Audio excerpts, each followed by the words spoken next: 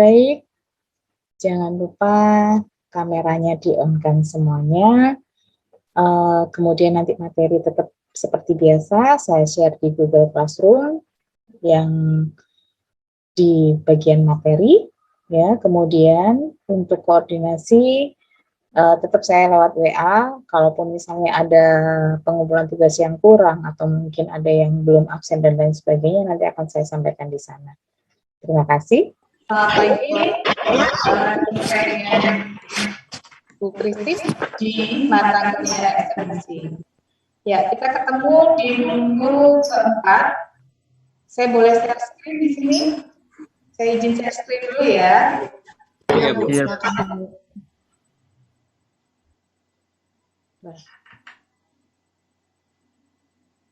Baik. Sebentar, Mbak Mas.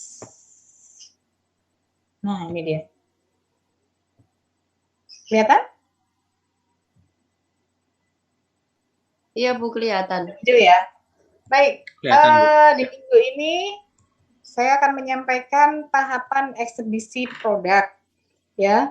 Di mana tahapan ini ada 3, ya. Ini kok nggak sebentar. Oke. Tahapan eksebisi produk, di mana tahapan ini ada 3, yaitu tahap persiapan, tahap pelaksanaan, dan tahap evaluasi, ya. Di 3 tahapan ini masing-masing ada hal yang harus Anda lakukan. Ya, di tahap pertama adalah Anda harus membentuk panitia inti. Sebelumnya Anda juga harus mempersiapkan 2-3 bulan minimal, gitu ya. Nah, pembentukan panitia inti ini diharapkan ada ketua, bendahara, dan sekretaris, ya. Minimal ada itu. Kemudian Anda membuat proposal kegiatan yang disetujui oleh kampus, ya. Kemudian setelah itu baru Anda melaksanakan kegiatan itu sesuai dengan job desk-nya. Nah, ini adalah isi proposal, di mana ada latar belakang, ada nama acara, temanya seperti apa, waktunya kapan, tujuannya, manfaat, dan kepanitiaan inti, serta divisi-divisi, konsep acaranya seperti apa, anggarannya seperti apa, dan penutup. Dalam artian, isi proposal ini belum fix tidak apa-apa, tetapi ini untuk pengajuan sebuah kegiatan. Seperti itu. Ya. Oke, dari proposal ini ada yang ditanyakan enggak?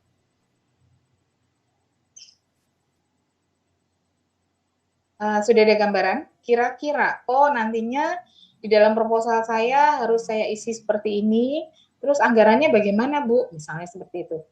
Belum ada? Masih ngeblank? Iya, Iya, masih Bu, blank. belum ada. Masih blank. Oke, saya lanjut. Baik. Ini adalah di tahap pelaksanaan. Ya, di tahap pelaksanaan itu biasanya kalian berkoordinasi dari H-1 sampai dengan hari H. Masing-masing divisi sesuai dengan job desk-nya. Tetapi di hari H Anda bagi tugas kembali. Contoh, kan untuk divisi humas biasanya bekerjanya sebelum kegiatan. Tetapi di hari H otomatis dia kan sudah tidak ada kegiatan lagi. Artinya sudah tidak ada pekerjaan lagi gitu ya. Nah, di situ ketua panitia atau ketua tim itu boleh membagi tugas kembali dalam artian arrange job desk lagi untuk hari H. Ya, bisa jadi di hari H itu ada kekurangan tenaga di bidang acara, mungkin kekurangan tenaga di bidang perlengkapan seperti itu. Boleh dibagi tugas kembali. Ya. Terus kemudian diusahakan menggunakan alat komunikasi masing-masing. Yang sekarang mungkin handphone ya, kalau ada handy talkie silakan. Tetapi kayaknya sudah nggak ini lagi ya handy talkie ya. Kemudian acaranya tidak melebihi izin acara yang telah digunakan. Artinya gini, jika Anda mendapatkan perizinan, oke, melaksanakan pameran ini selama 3-4 jam, jangan melebihi itu. Artinya izin itu diberikan karena disesuaikan dengan jadwal yang mereka miliki. Ya. Baik, saya lanjutkan. Ini adalah tahap pasca pelaksanaan. Ya. Ini tahapnya, kenapa saya bilang ini ada 3? Ya, yang pertama adalah bersih-bersih. kemudian karena bersih-bersih ini biasanya tidak dilakukan oleh teman-teman karena merasa bahwa ini adalah tanggung jawab dari venue atau tanggung jawab dari kita kan sudah sewa dan lain sebagainya. Tetapi di sini saya tetap menekankan bahwa sebelum Anda melaksanakan kegiatan itu kan kondisinya bersih. Sehingga setelah melakukan kegiatan, Anda pun juga harus meninggalkannya dengan bersih. Dan propertinya itu semuanya harus diamankan. Seperti itu. Yang kedua adalah evaluasi akhir, di mana evaluasi akhir inilah yang akan kita laksanakan dan kita tulis di dalam laporan pertanggungjawaban. Ya, adapun kekurangan, kelebihan daripada pelaksanaan kegiatan ini Anda tuliskan di laporan kegiatan itu semuanya. Seperti itu.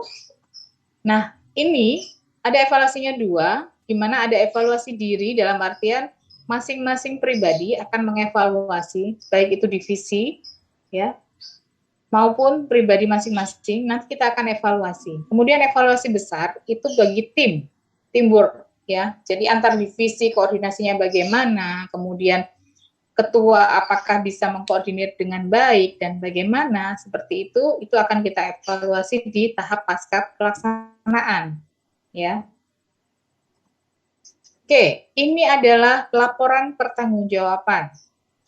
Di mana laporan pertanggungjawaban ini harus kita berikan kepada beberapa sponsor, beberapa media partner yang sudah bekerja sama dengan kita. Ya, sangat penting buat saya sebuah laporan pertanggungjawaban ini kita kembalikan kepada sponsor yang mensponsori kita dan media partner yang membantu kita untuk publikasi dan sebagainya. Kenapa? Karena sebuah laporan pertanggungjawaban kegiatan ini itu menjadi evaluasi mereka. Apakah mereka akan mensponsori ulang? Apakah mereka akan menjadi media partner kembali? Apakah mereka akan mau menjadi menggandeng kita kembali kalau misalnya kita ada acara dan lain sebagainya?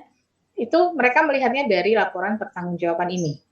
Ya, jadi jangan sampai kepanitiaan ini tidak membuat laporan pertanggungjawaban kegiatan. Seperti itu. Apa sih isinya dan bagaimana membuat laporan ini?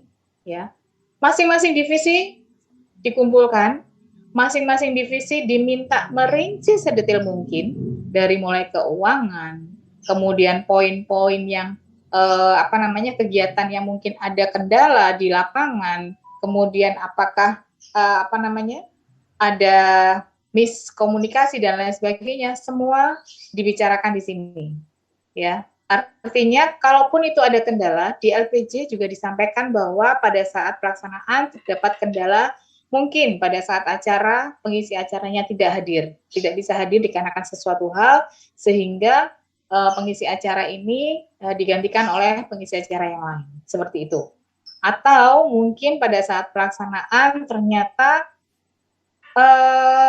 salah satu dari anggota divisi kita sakit sehingga menggantikan dan posisi teman-teman yang lain harus istilahnya mati-matian untuk itu.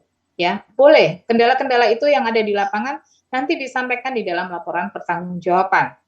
Ya, dari semua pertanggungjawaban masing-masing divisi nanti dikumpulkan di sekretaris yang nantinya akan dijadikan laporan pertanggungjawaban kegiatan secara keseluruhan.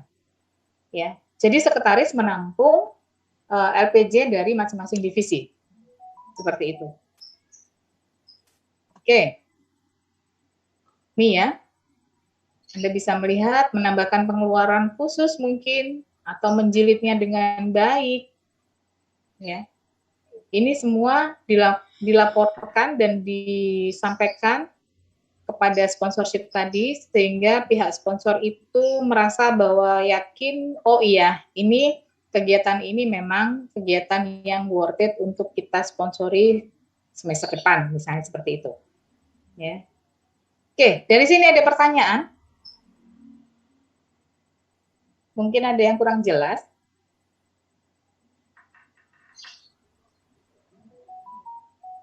Yang proposal tadi kurang jelas atau bagaimana? Saya ulang lagi.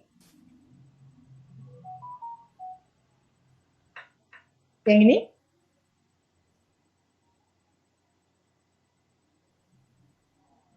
Yang itu maksud sasarannya itu apa, Bu ya? Sasarannya gini, misalnya pameran ini adalah pameran Dispro Kreatif gitu ya. Sasarannya siapa sih? Oh, pameran Dispro Kreatif ini sasarannya adalah teman-teman SMK atau masyarakat umum ya, yang nantinya mereka bisa mengenal desain produk e-touch dari dekat. Ya, jadi sasarannya itu siapa yang target Anda siapa sih untuk hadir di sini, gitu kan? Baik itu karena sekarang adalah masa pandemi, jadi kita secara online, ya. Kalau dulu kita offline, kita ada di venue Mall Surabaya, gitu kan, salah satu mall Surabaya. Tetapi karena kita sekarang masa pandemi kita online, jadi siapa target kita atau sasaran kita, pengunjungnya siapa? Yang mau online siapa? Yang mau hadir siapa? Ya, itu harus ditulis di dalam proposal. Kalaupun misalnya sasarannya adalah sebuah komunitas desain, boleh Anda sampaikan di situ. Ya. Oh iya, makasih. Iya, anggaran kasar. Maksudnya anggaran kasar di sini nanti setelah dibentuk tim inti, ya, masing-masing divisi menyampaikan anggarannya, menyampaikan pengeluarannya, ya. Jadi pengeluaran itu memang belum fix, tetapi tetap harus disampaikan. Apa sih pengeluaran masing-masing divisi? Contoh divisi acara. Divisi acara nanti butuh untuk door prize-nya, Bu. Divisi acara nanti butuh untuk pengisi acaranya, Bu. Kemudian butuh untuk uang sakunya dan lain sebagainya. Semua disampaikan di anggaran. Seperti itu. Ya, untuk divisi perlengkapan mungkin pembelian lakbannya, Bu, kemudian pembelian lampunya, Bu, kemudian transportasinya dan lain sebagainya. Itu jika kita offline. Kalau kita online mungkin divisi perlengkapan bagaimana clip on-nya, kemudian lighting-nya, kemudian kameranya apakah sudah ready atau bagaimana, semuanya dipersiapkan oleh tim perlengkapan. Seperti itu. Yang pasti publikasi itu harus dilakukan dengan baik. Ada lagi yang ditanyakan dari sini? Jadi tahapan ini ada berapa? Kalau saya boleh tahu.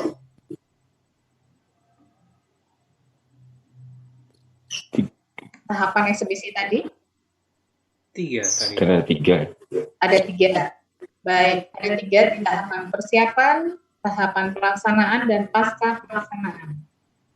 Ya, jadi yang persiapan tadi itu Anda membentuk tim inti, Anda membuat proposal, ya, kemudian tahap pelaksanaan, Anda melaksanakan koordinasi kembali, mengecek semuanya di tahap pasca pelaksanaan dan melakukan evaluasi dan laporan bertanggung. Ada yang ditanya lagi? Nama acara, Bu? Ya, kalau nama acara itu biasanya ditentukan sesuai dengan tema.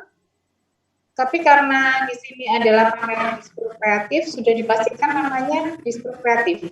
Tinggal meneruskan angkanya saja. Jadi ini kebetulan Dispro Kreatif ini adalah semacam ikonnya daripada Dispro ITAT untuk pameran. Dan sekarang ini sudah ke-15. Untuk semester ini adalah yang ke-16. Sehingga kurang lebih kita sudah melaksanakan pameran ini selama 8 tahun berturut-turut. Ya. Tetapi di dalam acara ini temanya yang berubah. Nah, tema inilah yang Anda tentukan masing-masing dari tim ini. Ya. Jadi tim ini bertugas atau mungkin punya tanggung jawab membuat tema acara ini seperti apa. Gitu. Ya. Jadi yang menentukan adalah tim eksebisi, bukan kami. Seperti itu. Oke, ada lagi? Baik, sebelum mengakhiri perkuliahan kali ini, saya bisa tunjukkan video, cuplikan video dari pameran yang kemarin. Ya, bisa dilihat. Dan untuk itu saya boleh akhiri. Assalamualaikum warahmatullahi wabarakatuh.